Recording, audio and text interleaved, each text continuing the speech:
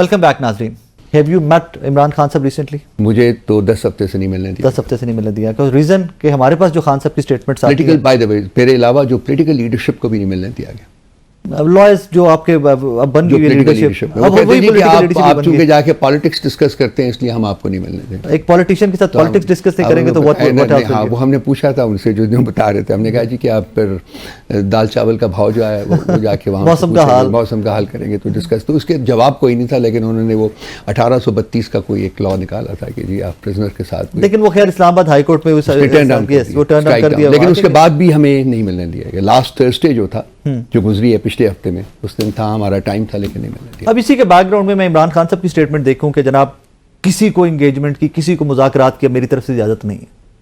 Strict order, straight up instruction. उनकी इजाजत नहीं है तो कोई हो नहीं सकता मुज़ाकरात, कोई एंगेजमेंट हो नहीं सकती है.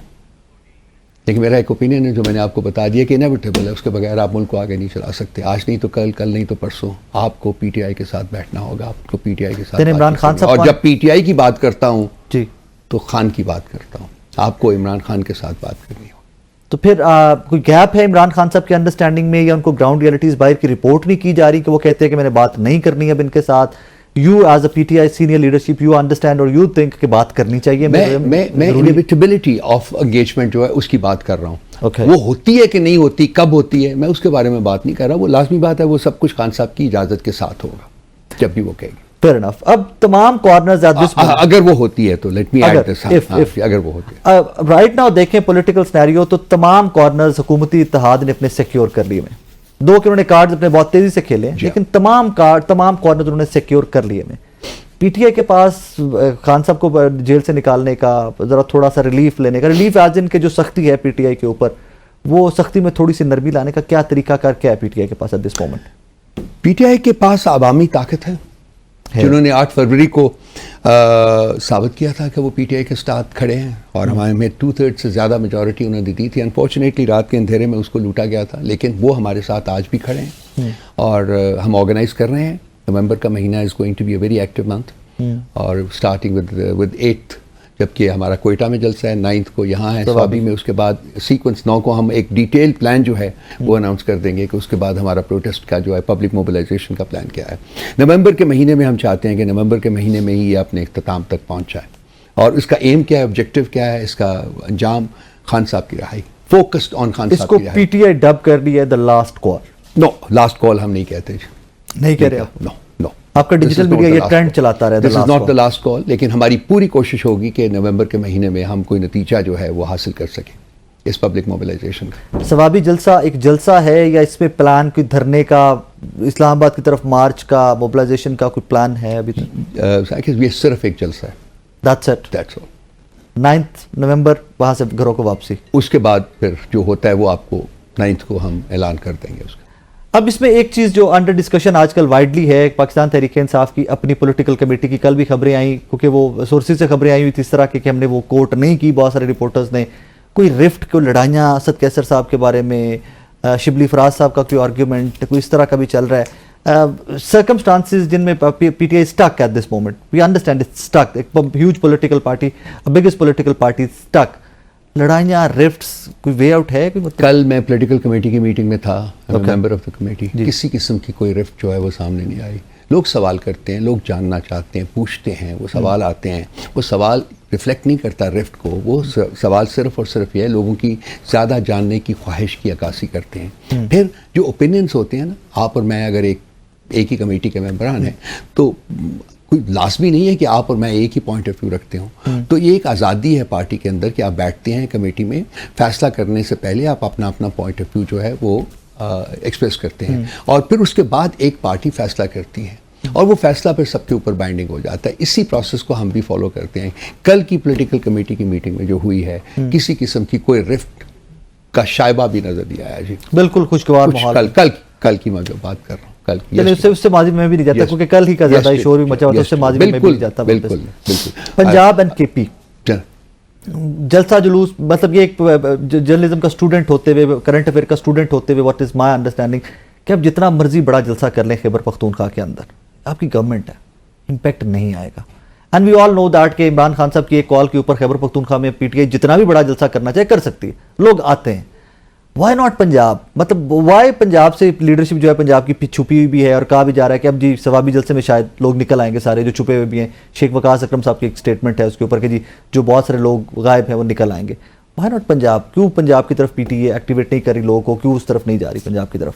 رائے آپ کی بات میں وزن ہے، لیٹ می کنسیڈ اٹ، لیکن پنجاب کی طرف ہم اس کے بعد وہیں جا رہے ہیں، کراچی اینڈ دین پنجاب. سو بہت سے لوگ نکلیں گے، بہت دنیا آئے گی، آپ دیکھیں گے.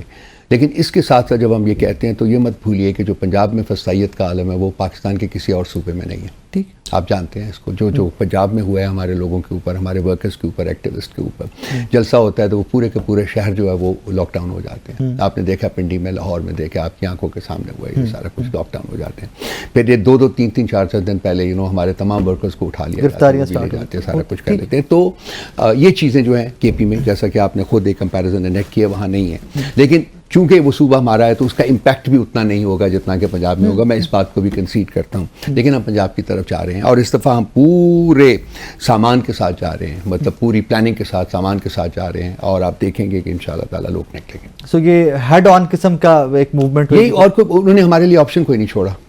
اور اگر خدا نخواستہ اللہ نہ کرے کہ کوئی وائلنس ہوتا ہے کسی قسم کا ہوتا ہے تو اس کی ٹوٹل رسپانسبلٹی ہے وہ حکومت وقت، حکومت Punjab to be more specific, یہ ان کے سر کے اوپر ہوگی. ان کو یہ برداشت کرنی پڑے گی. ایٹ سم پوائنٹ آپ دیکھیے اہداف حاصل کر چکے ہیں. رائے سمپل سی بات ہے. اب ہم ایک جلسے ہی کر لیں گے، کتنا لاکھ بندہ لے لیں گے، 50,000 کر لیں گے، 1.5 لاکھ کر لیں گے، 2 لاکھ کر لیں گے، پورا من رہے گا.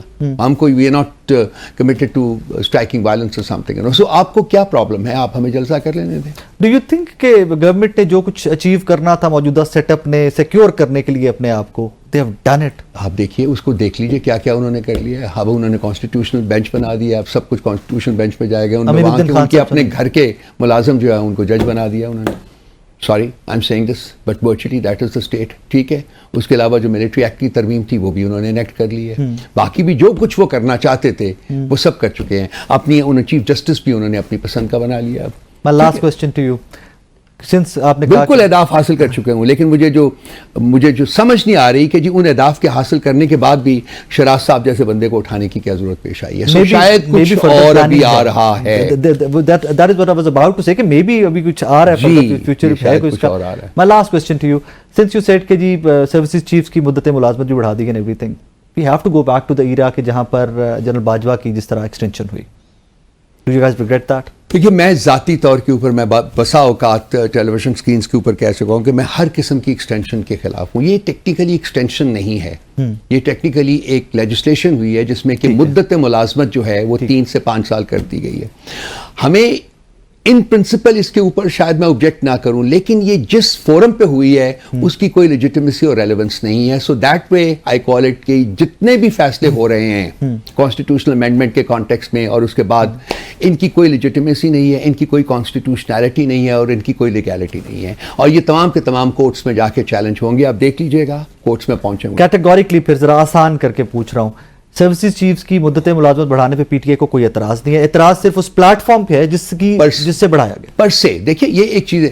دوسری بات ہے کہ اگر مدت ملازمت بڑھی ہے تو جو آئیڈیل چیز ہوتی ہے وہ یہ ہوتی ہے کہ وہ جو انکمبنٹ ہوتا ہے اس کے اوپر وہ اپلائی نہ کرے بلکہ یہ فیوچرسٹک ہوتی ہے. اوکے، یہ ایک آئیڈیلی جو ڈیموکریٹک پرنسپلز جس کی اسپرٹ ہے وہ یہ ہے تاکہ کوئی پارٹیزن شپ کا احساس نہ ہو. لیکن یہ ویسا نہیں ہو رہا. یہ جو مطلب یہ اس کا اطلاق فوری طور کے اوپر یہاں پر تو اور بھی قانون سازیاں ایسی ہوئی ہیں کہ جن کا اطلاق ہی ماضی سے کیا گیا تھا ریٹروسپیکٹیولی. جی بالکل ماضی کے ایکشنز کے اوپر بھی کیا گیا. روف صاحب تھینک یو سو مچ. مجھے ایک چھوٹا سا بریک لینا ہے، بریک کے بعد واپس آئے ہیں تو امریکن الیکشن جو ہے صدارتی الیکشن اس کو تھوڑا سا مزید ڈیٹیل میں ڈسکس کریں گے. میرے ساتھ رہیے.